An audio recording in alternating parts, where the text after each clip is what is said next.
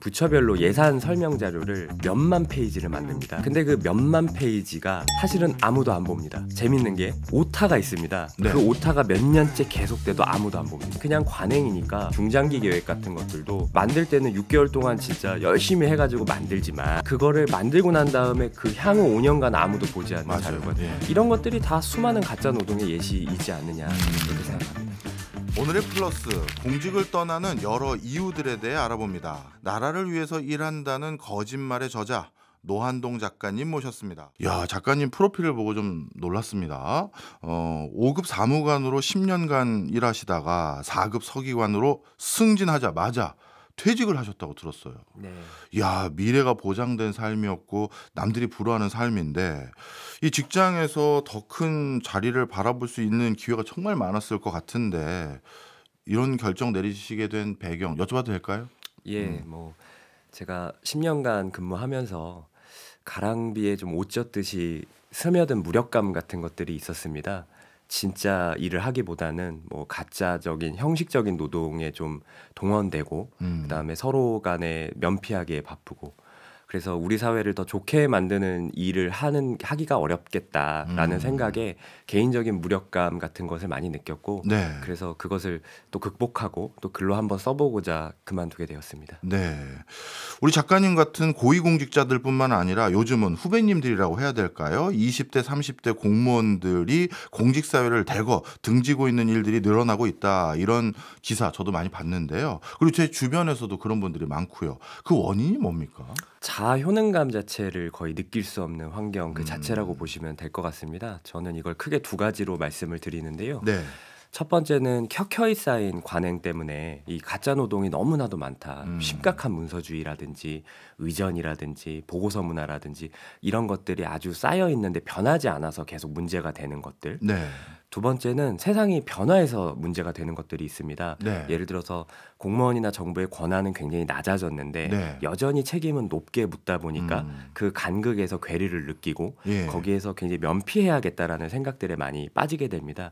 그래서 이러한 두 가지 요인들 때문에 공무원이 좀 자아 효능감 자체를 느끼지 못하는 환경 아닌가. 그래서 많이들 그만두는 거 아닌가 이렇게 생각하고 있습니다. 네, 저도 공무원분들하고 같이 일했던 경험이 한 15년 가까이 있기 때문에 참 그분들의 자괴감이라고 해야 될까요? 그걸 많이 옆에서 느꼈어요. 네. 그다음 또 한 가지, 순환보직에 대해서는 얘기가 없나요? 순환보직제도에 대해서도 보통 공무원들이 한 2년 정도마다 순환을 하는데 이게 부정부패를 방지하기 위해서 사실은 도입된 제도입니다. 다만 이게 전문성을 기르는 데는 상당히 취약한 제도라서 어떤 분야의 전문가가 되고 싶은 공무원한테는 조금 맞지 않는 제도이고 네. 정부 내에서 뭔가 특정 분야의 전문가를 길러내는 데에도 좀 소홀하게 되는 제도라고 저는 생각합니다. 근데 순환보직제가요, 우리나라가 저는 표면적으로 봤을 땐 부정부패가 많이 좀 이제 없어졌다고 생각이 저는 그렇게 드는데 네. 이걸 계속 유지하는 이유가 뭐예요? 인사권자가 편하지 않습니까? 그러니까 한 명 빼고 한 명 넣고 요게 이제 가장 편한 거고 허들을 묶게 되면은 사실 인사권자 입장에서는 불편하지 않습니까? 예. 그리고 이제 받아들이는 입장에서도 1, 2년 있다가 내가 갈 거면 책임을 안 지고 좀 시간 끌다가 갈 수도 있지 않습니까? 네. 그러니까 수월성 있게 받아들여지는 거죠. 그러니까 순환보직이 요런 두 가지 측면이 있습니다. 네. 그리고 외부에서 보시는 분들과는 달리 실제는 정년을 못하는 분들도 많잖아요. 왜냐하면 동기 중에 누가 장관을 달거나 차관을 달면 옷 벗고 나온다고 흔히 부르지 않습니까? 그러면 자연스럽게 전문직으로 나중에 민간에서 또 활동할 수 있는 기회를 공직 생활할 때 만들어 놔야 되는데 순환보직을 하고 나면 그럴 수도 없고 그러면 공무원 연금 나올 때까지 어떻게 버티지 이런 고민하는 선배님들도 계셨죠? 그렇게 50대 나이까지 갈 것도 없고 그래요? 네, 이제 특정 분야에서 본인이 전문가가 되고 싶은 욕구가 사실은 젊은 세대일수록 더 강하지 않습니까? 근데 그것 자체가 되지 않는다는 거에서 오는 그런 괴로움 같은 자괴감이 있는 것 같습니다. 나는 그러면 일반 행정에 뭐 예산 나눠주고 그냥 자꾸 수정, 법률 자꾸 수정하고 이런 일만 하다가 이게 끝나는 것인가 이런 거에 대한 좀 생각들이 있는 것 같습니다. 네, 그렇군요. 어찌 보면 공직사회에서 지금 고민하는 대표적인 단면, 일의 보람이나 어떤 재미도 없고 그렇다고 미래에 대해서 전문가로 어떻게 보면 거듭날 수 있는 기회도 사실 많이 줄어들었고 이런 고민들이 많다라는 걸 대변해 주신 것 같은데요. 근데 작가님이 이런 표현도 해주셨습니다. 영리해서 무능한 관료가 있다. 이게 무슨 표현인지 어떤 맥락에서 읽어야 되는지 궁금한데 설명 좀 해주세요. 그러니까 이게 이제 시스템을 이용을 하는 겁니다. 예를 들어서 뭐 앞서 말씀해주신 위원회라든지 아니면 연구 용역을 통해 가지고 결정 자체를 밀어버린다든지 네. 그렇게 되면은 본인 순환보직과 결합이 되면 본인의 1, 2년 있을 때 본인은 아무것도 결정하지 않고도 자리를 이동할 수 있지 않습니까? 그렇네요. 그러니까 영리하니까 무능해지는 겁니다. 예. 반대로 우리 예산도 마찬가지입니다. 예산도 진짜 있는 돈을 효율화해서 잘 쓸 생각보다는 여기에서 조금 2% 3% 늘리는 데만 집중하는 거죠. 그게 가장 수월하니까요. 네. 기재부를 설득하기에도 수월하고 대외적으로 발표하기에도 수월하고 하지만 그런 예산이 정말 소중한 돈을 잘 쓰고 있느냐에 대해서는 이제 물음표가 있을 수밖에 없죠. 네. 이런 것들을 봤을 때 이 구조를 관료가 영리하게 이용을 하면서 결국에는 무능해지는 길을 택하고 있지 않느냐. 그래서 이거는 구조적인 문제고 굉장히 시스템적인 문제다. 저는 그렇게 생각하고 있습니다. 그러면 이걸 어디서부터 실타래를 풀어야 될지 모르겠는데 또 하나 여쭤볼 게 있어요. 공무원들이 가짜 노동에 동원되고 있다. 여기서 말씀하시는 가짜 노동은 또 뭐예요? 이게 뭐 진짜 문제 해결에 필요하지 않은 그냥 관행 같은 것들을 의미하는데 제가 예를 들어서 말씀을 드리면 그 부처별로 예산 설명 자료를 몇만 페이지를 만듭니다. 네. 근데 그 몇만 페이지가 사실은 아무도 안 봅니다. 재밌는 게 오타가 있습니다. 네. 그 오타가 몇 년째 계속돼도 아무도 안 봅니다. 네. 그러니까 만드는 사람도 컨트롤 C 컨트롤 V를 하고 있는 것이고 네. 보는 사람은 아무도 없는 것이죠. 예. 하지만 그냥 관행이니까 몇만 페이지, 심하면 몇십만 페이지를 만들고 있습니다. 네. 요즘에 신년이 됐으니까 각 부처에서 이제 업무 계획을 보고하는 아마 시즌일 텐데 그 업무 계획 보고 만드는데 한 달, 두 달을 정말 전 직원이 달려들어서 열심히 일을 하거든요. 예. 새벽까지 작업도 많이 하고. 예. 하지만 그거를 만들어서 보고하는 순간 아무도 보지 않습니다. 그 이후에는 이거를 뭐 달성해야 되겠다 이런 생각보다는 이거 만들어서 보고했으니까 끝이지 이런 생각들. 네. 더 뭐 너무 수많은 예가 있습니다. 이거에 대해서는 중장기 계획 같은 것들도 만들 때는 6개월 동안 진짜 열심히 해가지고 만들지만. 그렇죠. 하지만 그거를 만들고 난 다음에 그 향후 5년간 아무도 보지 않는 맞아요. 자료가 되는 것. 예. 이런 것들이 다 수많은 가짜 노동의 예시이지 않느냐 저는 그렇게 생각합니다. 자, 그러면요. 아직까지 우리는 그래도 국가가 많은 권한을 가지고 있고 또 국가가 해결해야 될 분야가 또 점점 늘기도 하고 중요해지기도 하는데 이렇게 우수한 분들이 국가에서 의미 있게 일을 못하고 자꾸 나온다면 이건 국가 경제 전체의 경쟁력이 떨어지는 거 아니겠습니까? 어떻게 해결해야 될까요? 원인을 두 가지로 말씀드렸으니까 이것도 두 가지로 말씀을 드리겠습니다. 켜켜이 쌓여 있는 관행 자체를 한번 반석 위에 올려놓고 네. 이게 정말 필요한 일인지 재검토할 때가 왔다고 저는 생각합니다. 이미 늦었다고 생각하고요. 네. 뭐 70% 이상의 일이 사실은 한번 검토해 볼 만한 일이라고 저는 생각하거든요. 안 해도 무방한 일. 하지만 네. 관행이기 때문에 유지되는 일. 그래서 이걸 반석 위에 올려놓고 우리가 정말 문제라는 인식을 가지고 검토를 해봐야 되고 두 번째 같은 경우에는 권한과 책임의 불일치 문제를 아까 말씀을 드렸는데 이거는 우리 사회가 이제 결정을 해야 됩니다. 공무원의 권한을 내린 만큼 책임도 내리고 대신 국회나 언론이나 시민사회나 거버넌스에 더 많은 책임을 줄지 아니면 아직도 그래도 관료 시스템이 똘똘하니까 네. 그 권한 자체를 지금보다는 조금 올릴지 책임과 맞춰서 예. 이거는 방향성에 대한 판단을 우리 사회가 이제 해야 된다. 그걸 저는 사회적인 이 두 가지 문제를 사회적인 의제로 올리고 싶었고 예. 그렇기 때문에 좀 책을 쓰게 된 계기가 되었습니다. 근데 이제 또 관료 사회를 접해보지 않은 분들은 이렇게 반문하신 분들도 계실 거예요. 아유, 나도 회사 생활 몇십 년 해봤는데 모든 게 다 마음에 드는 회사가 어디 있느냐? 일하다 보면 그 정도 불평불만은 있는 것이지라고 하는 분들에겐 뭐라고 대답하시겠어요? 일반적인 사기업 같은 경우에는 거의가 비효율적으로 돌아가면은 대체될 수가 있습니다. 예를 네. 들어 반도체를 못 만들면 다른 회사가 반도체 만들 수 있지 않습니까? 그런데 정부는 독점성과 배타성 때문에 네. 대체될 수가 없습니다. 그렇네요. 반면에 정부가 하는 일은 전 국민이 영향을 받게 됩니다. 따라서 이 문제를 단순히 그냥 먹고 사니즘의 문제로 접근해서는 해결이 되지 않는다. 예. 이거는 우리 국가 경쟁력, 국민의 삶과 모두 다 연결된 문제다. 이렇게 좀 봐주셨으면 좋겠습니다. 네.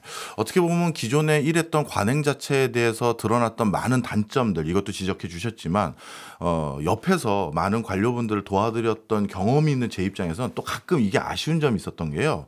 워낙 그 법을 실제 실행하고 집행하는 역할을 하시는 기구들이 많다 보니까 엄정성이라고 해야 될까요? 이걸 굉장히 고수하는 분들이 많으세요. 그러면 뭔가 그런 분들하고 토론도 해보고 재미있게 얘기를 나눠서 좀 설득도 하고 그러고 싶은데 이게 뭐 토론하는 문화도 없는 것 같아요. 상명하복이라고 해야 되나? 거기에 대해서는 어떻게 생각하십니까?